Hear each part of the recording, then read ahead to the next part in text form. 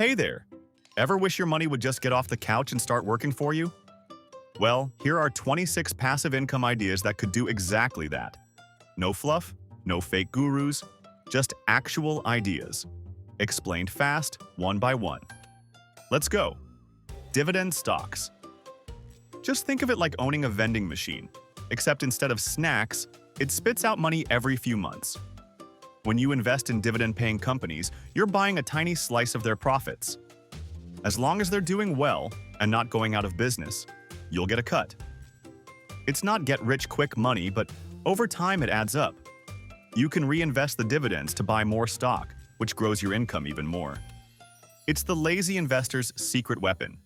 No management, no hustle, just sit back, check your app, and smile when free money lands in your account. High-yield savings. Most savings accounts pay you in crumbs. A high-yield savings account actually gives your money a little stretch. It's not a big moneymaker, more like a gentle nudge forward instead of standing still. But the beauty? It's zero effort and zero risk. Your cash stays safe and earns more than it would in a regular bank account. It's the best place to stash your emergency fund or short-term savings while still collecting a tiny bit of interest. Think of it as the passive income training wheels. It won't make you rich, but it won't lose your money either. Bonds. Bonds are like the quiet nerd of the investing world. You lend money to the government or a company, and in return, they promise to pay you interest, usually on a set schedule, until they return the full amount. It's basically a fancy IOU that actually pays. They're super stable, which is great if you hate surprises. No wild stock market swings. No crypto heart attacks. Just steady, predictable payments. Retirees love them, but honestly, anyone who wants some calm in their portfolio should consider it. Bonds won't win the race, but they definitely won't trip over their shoelaces either. REITs, real estate investment trusts. If want to make real estate money without owning a single brick, that's REITs. You buy shares of companies that own malls, apartments, hospitals, basically giant portfolios of buildings. They collect rent, pay expenses, and send the leftovers to investors like you. No toilets to fix, no evictions to file, just regular payouts if they're profitable. Some REITs even pay monthly. And because they're traded like stocks, you can buy in or cash out super easily.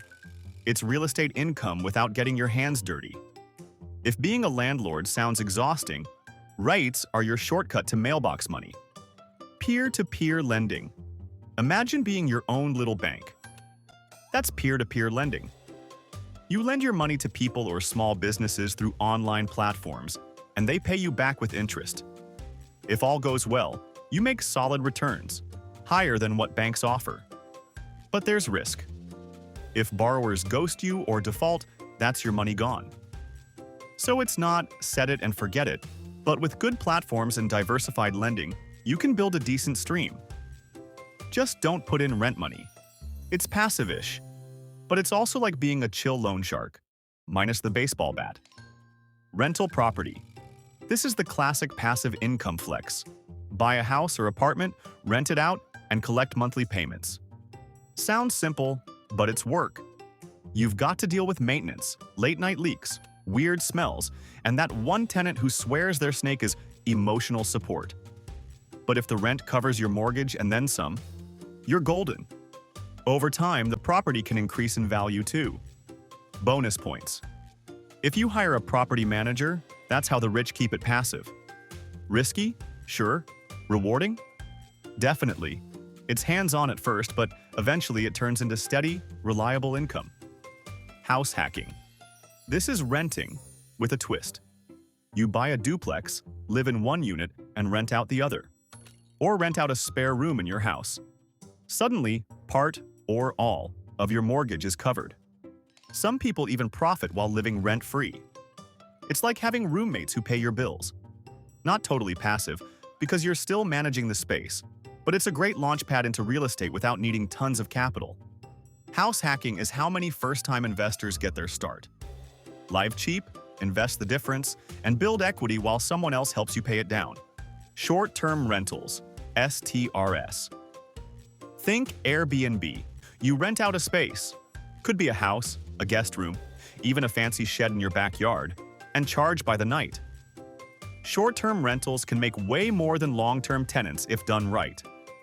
But there's more work: cleaning, check-ins, reviews, and weird guest requests like, "Do you allow emotional support lizards?"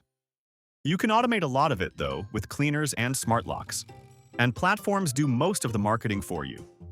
STRs aren't totally passive, but the returns can be wild, especially if your place is near beaches, cities, or somewhere people escape to. Storage units. No tenants, no toilets, just people paying you monthly to store their old junk. Storage units are the underrated king of low-maintenance income. People never visit their units, but they always pay. It's a weird psychology. Folks just don't want to let go of that treadmill they haven't used since 2011. The upfront costs can be high: land, construction, permits. But once it's built and filled, you're basically running a self-paying warehouse. And as people buy more stuff they don't have space for, demand only grows. It's real estate, without the humans. Amazon FBA. FBA means Fulfilled by Amazon. You find or create a product, list it, send inventory to Amazon, and they do the rest: packaging, shipping, returns. You collect the profits. It's like having a robotic sales team working 24/7. But don't let the passive label fool you. There's real hustle in finding a winning product and managing inventory. Once it's set, though, it runs mostly on autopilot. Some people sell phone holders, others sell beard oil. One guy got rich off cat hammocks. Point is, if people will buy it, Amazon will sell it for you. E-commerce store. Unlike Amazon FBA, this is your own shop on Shopify, WooCommerce, or wherever. You control the brand, the margins, the vibe. You sell your own products, digital or physical. Passive income comes in once you've built traffic and set up automation, like email flows, fulfillment centers, or digital delivery. It takes work up front, building a site, sourcing products, driving traffic. But once it's rolling, it's a money machine. Plus, you keep more of the profits. If Amazon is like renting a shelf at Walmart, an e-commerce store is owning the entire boutique. Selling eBooks.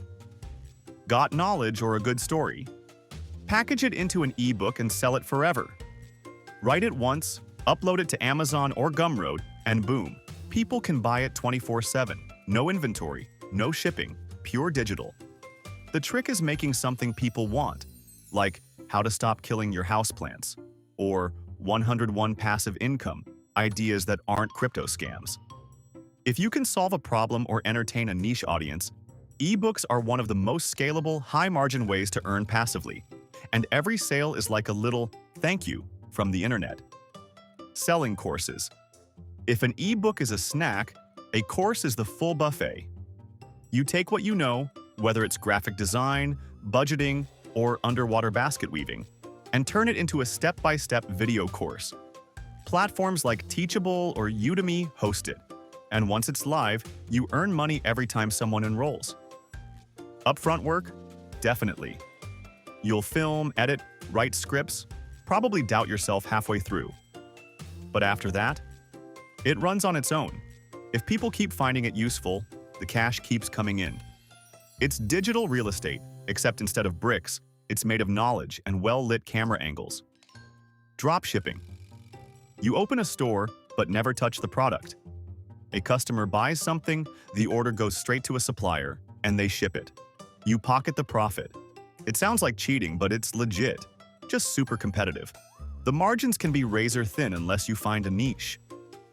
Most of the work is front-loaded, setting up the store, building trust, running ads.